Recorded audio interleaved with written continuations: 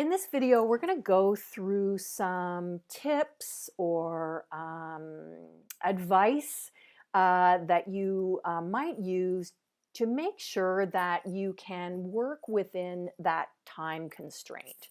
So, we've talked about where great game ideas come from. Hopefully, there's going to be some inspiration there for you. But as I mentioned in the first video, if you don't finish your game in the time allowed, um, uh, it will not have been a successful game jam experience.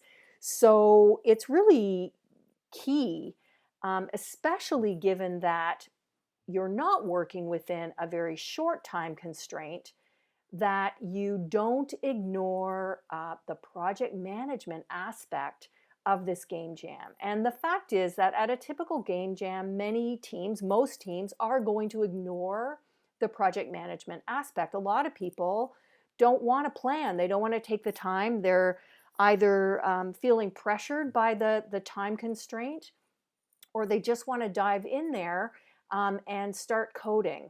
But that is not a great way to work on a team. And the reason is because your team won't really have a clear idea of what needs to be built, and some team members won't really know how to add value to that scenario. So it's very important that you take a step back and make sure that you do create a fairly clear list of deliverables and do some planning that will get you through the next 2 weeks from wherever you are right now to done. You definitely need an agreed upon, very clear cutoff point where everyone will agree, okay, this is what we mean by a completed game. It's very easy to have what I would call scope creep in a project like this, where um, you're having a lot of great ideas, but it'll turn out that they're not really all doable in the time allowed. And remember, you want to finish a good game.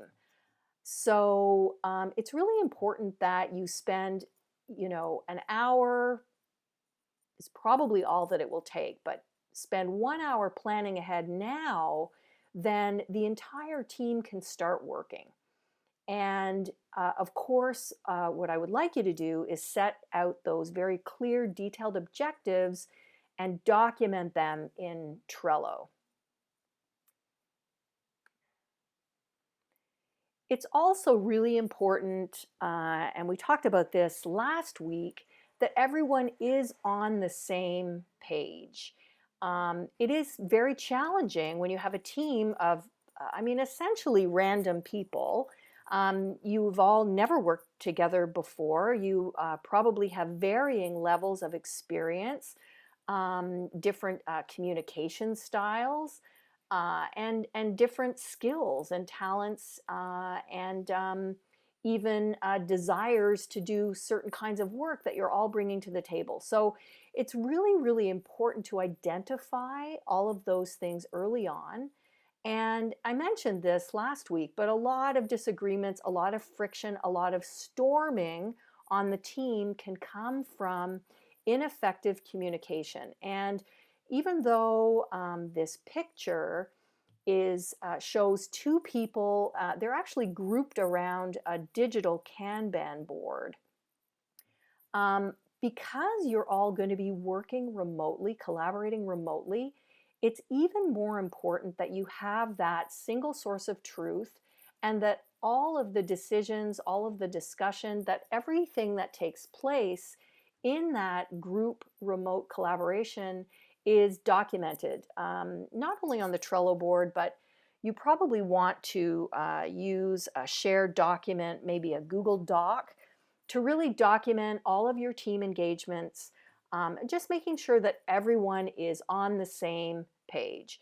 Um, Literally, through having this sort of idea of a single source of truth on your project in the form of that Trello, Kanban board, and probably some other shared documentation. just to make sure that when things come up, when decisions are made in the group, that it is documented, and that will really go a long way to having more effective communication on the group. That documentation of your creative process is also important for a lot of other reasons that will serve you well through the rest of the year, but also through the rest of this course, and even that you will be able to take into industry. You might stumble upon a really great mechanic that doesn't end up being good for this game jam game, but you might be able to use it in a future game. It's really important too that you document your creative process, because later you will not remember how long things took. You won't remember where some of those great ideas came from. If you document what's happening now in this game jam, you're going to really learn and be able to take forward the kinds of things that you're good at under pressure, and also the kinds of things that maybe you're bad at under pressure. I think that we all sometimes tend to think that we work better under pressure, but that's usually not the case. So it's a great learning opportunity for you to start to understand your own creative process and your own team process. You might want to start keeping a game journal. This is something you don't necessarily need to share with the team, but even journaling on how this process is going, as well as documenting all of the team process, is really going to help you digest and be able to leverage some of what you learn in this game jam later, so that you can use it later in your school career, but also later in your industry career. And then finally, it's very, very important that you actually have a schedule and create a schedule. What I have here, and I'm going to upload a copy of this to Blackboard, is a schedule for a 7-day game jam. And it's probably a good template for you to use. Now, obviously, you don't have 7 days. At this point, you have 14 days. But of course, you don't really have 14 full days of work time. So what you might want to do is transfer this rough set of milestones in this order into your schedule, but really think through, like, how much of this is already done. Perhaps some of it is already done, and how much of it is not done, and make sure that you assign enough time to each milestone so that you'll make it in the next 14 days. And a couple of things I do want to point out. Don't scrimp on the time that you allow for this final stage, the final touches, the creation of the trailer. Don't leave that till the last minute. Don't leave this polish and this balancing and testing to the last minute either. Make sure that when you do make your schedule, that you really consult on the team to get a realistic assessment of how long each phase or each milestone, how long it will take to get there. We humans are typically really bad at estimating how long things take.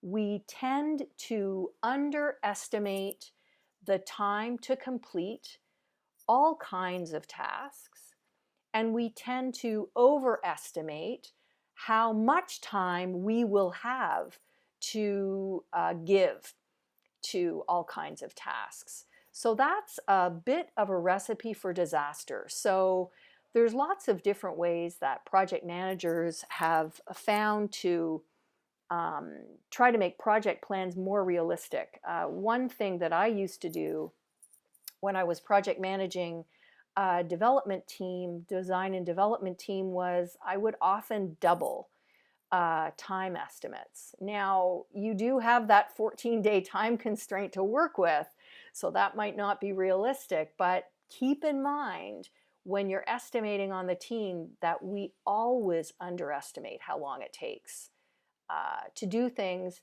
and we usually overestimate how much time we each have to give. So you want to keep that in mind when you're doing your planning. That brings me to the group lab. In your group for this week, I would like you to create and post your schedule. You can use the sample schedule that I just showed you, keeping in mind that it is for a 7-day game jam. As a guide, you can use those milestones.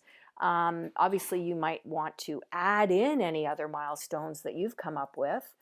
But you want to make sure that you create your schedule that will realistically get you through the next 2 weeks from wherever you are right now to a completed game, and a completed good game, a game that is works really well given the constraints.